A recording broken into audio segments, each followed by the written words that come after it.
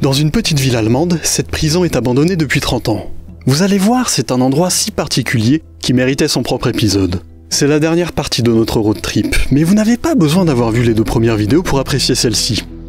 Je vais me permettre de dérouler un cliché pratique si ça vous embête pas. Une prison, c'est conçu pour qu'on ne puisse pas entrer et sortir facilement. Il a fallu coordonner nos neurones et nos yeux, certes pour trouver un accès, mais aussi pour ne pas se faire remarquer malgré l'heure inversement tardive, c'est-à-dire tautive. Ce mot existe vraiment, juste personne ne l'utilise. Il y a un chat. Ah, c'est peut-être celui que j'ai vu avant. Il a bien fallu se lever, ce matin-là, il a un peu piqué. 4 heures du mat, c'est un peu tôt, encore plus quand il faut se mettre en mouvement rapidement. On n'a pas si bien dormi. Perso, ma tente ne tenait franchement pas droite. Le sol était si dur qu'il était impossible de planter les piquets. Ok, c'est parti pour l'aventure.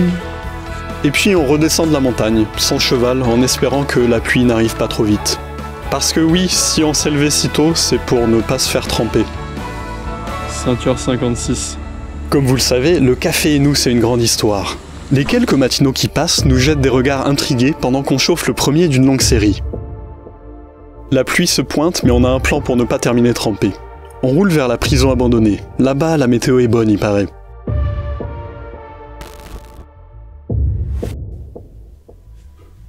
Les tags sur le mur du fond m'inquiètent un peu sur ce qu'on va trouver derrière. Est-ce que tout a été saccagé? Maintenant qu'on est là, autant être pragmatique et vérifier par nous-mêmes. La caméra en main, Julia me suit. Grâce à elle, vous pouvez une nouvelle fois profiter d'images bien cadrées. On décide d'explorer les étages en premier, au cas où quelqu'un soit déjà en train de nous chercher. Comme ça, on entendra venir et on pourra se cacher facilement. L'ambiance nous prend immédiatement. Des couloirs rendus étroits par les portes béantes. À chaque angle, je m'attends à tomber sur quelqu'un. Mais il n'y a personne, pour l'instant. Écrire au sujet d'une prison, c'est pas évident, même en ayant mis les pieds dans celle-ci. Le truc, c'est qu'elle est abandonnée, et en fin de compte, c'est mon premier contact avec un lieu comme ça.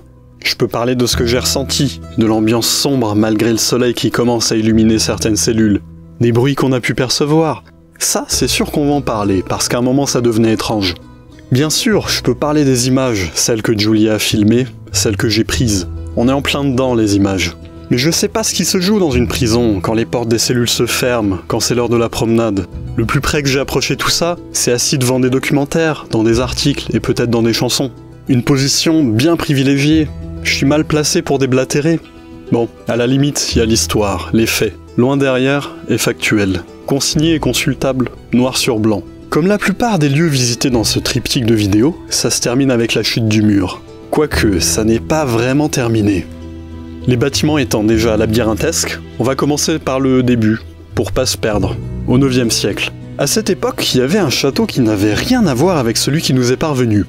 C'est entre le 13e et le 16e siècle que les bâtiments dans lesquels on se trouve ont été réellement construits. Du coup, jusqu'au milieu des années 1800, c'était juste un château avec des princes, des ducs, un siège de justice. Et à ce moment-là, ça commençait à passer de mode en Allemagne d'être un duc.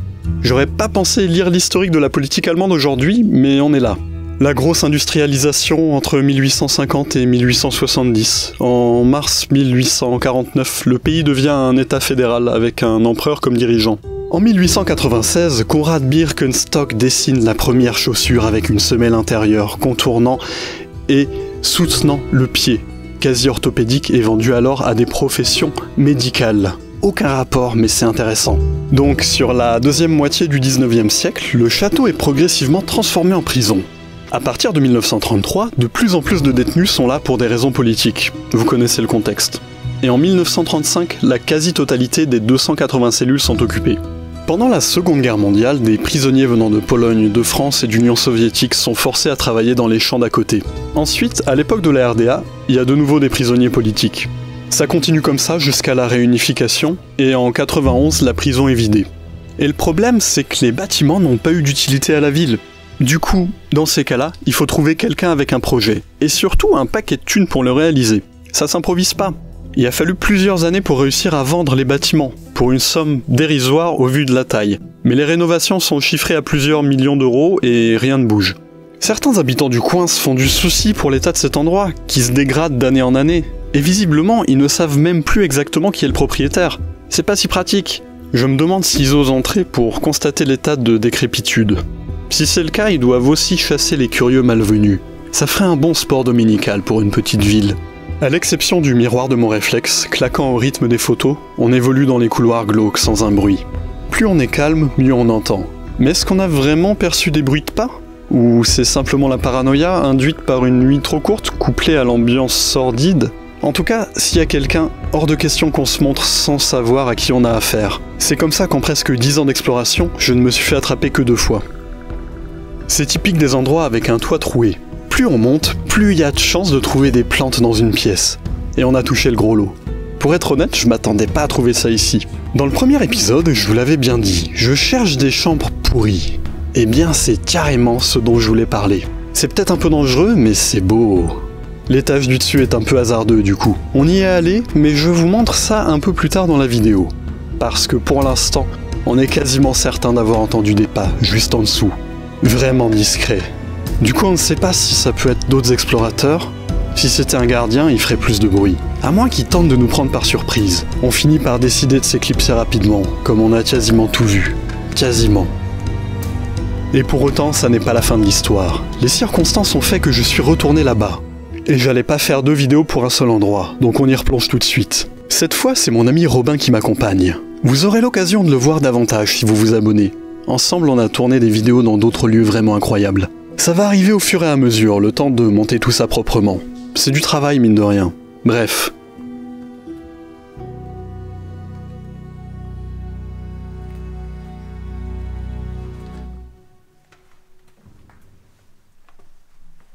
Lors de la première visite, on était passé en vitesse dans certaines zones. Comme je vois déjà où on met les pieds, je m'improvise guide.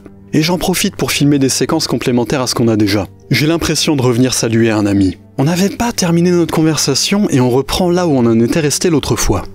Il faut savoir que cette prison a servi de décor pour un film. Forcément, il reste quelques accessoires qui font peut-être un petit peu peur, un cercueil notamment, qui n'a contenu que des gens vivants, qui en sont ressortis, toujours vivants, grand bien leur face. On n'a pas pris le temps de le trouver, mais si vous êtes curieux, vous l'apercevrez dans une ancienne vidéo de l'excellente chaîne Broken Window Theory. Leur travail est vraiment bon, par contre c'est en anglais, avec des sous-titres souvent.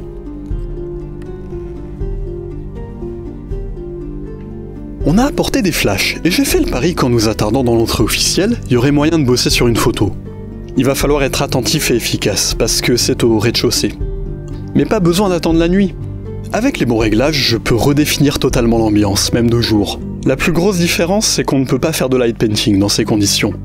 Franchement pas un problème en fait. J'ai choisi du rouge et du bleu. Le rouge pour faire genre lumière d'alerte et le bleu pour trancher. Ces 2 couleurs sont complémentaires et souvent combinées. Le risque avec ça, c'est de tomber dans le déjà-vu. Et peut-être que j'ai fait du déjà-vu. Forcément, on est toujours inspiré par tout ce qu'on a vu. 1 demi-heure et 25 coups de flash. Niveau efficacité, on repassera. Mais fallait bien ça pour tout régler en montrant quelques trucs à Robin. Genre le filtre bleu qu'on a fait fondre sur un flash dans une tour de refroidissement. Et j'ai pas le temps de vous raconter ça cette fois. On enchaîne sur une de mes pièces préférées. Sûrement un bureau. En tout cas, pas une cellule.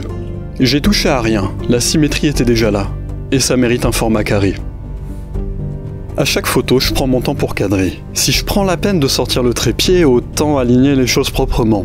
Et il y a quelques photos qui me plaisent dans la série, donc c'est sympa.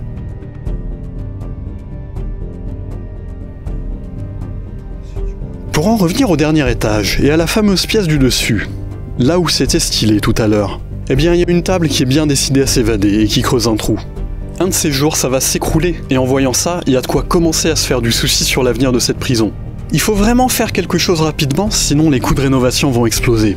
Dans les commentaires et par message sur Instagram, vous m'avez parfois demandé pourquoi rien n'est fait pour sauver ces endroits. C'est compliqué de répondre à ça en quelques phrases, parce qu'il y a beaucoup de facteurs à prendre en compte. Chaque cas est différent. J'ai envie de creuser le sujet à l'avenir. Ici, c'est l'immensité du lieu et sa spécificité qui complique tout, entre autres. Robin, grand spécialiste des sous-sols et des greniers, suggère de faire un tour sous les toits. On y trouvera des vestiges de l'époque soviétique. Respectivement sur les panneaux, le 30e anniversaire de la libération du fascisme, et puis la constellation d'aujourd'hui et de demain. On a aussi trouvé cette fresque sculptée, je sais pas trop vous l'expliquer par contre. Dehors, il y avait un très léger vent, juste de quoi provoquer des bruits suspects. Mais on a bien eu l'impression une nouvelle fois de ne pas être seul. On pourrait presque commencer à dire que cette prison est hantée, mais je ne vais pas le faire. On a décidé de se déplacer vers la sortie en faisant de notre mieux sur les planchers qui craquent. Une bonne raison pour ne pas chercher le fameux cercueil. Vous savez sur quel bouton cliquer pour soutenir la chaîne et ne pas manquer les vidéos qui arrivent. Notamment, il va y avoir des châteaux et des hôtels vraiment cool. J'espère que ce road trip vous aura plu. N'hésitez pas à revoir les 2 autres épisodes et à me dire ce que vous en avez pensé. Et on se retrouve très bientôt.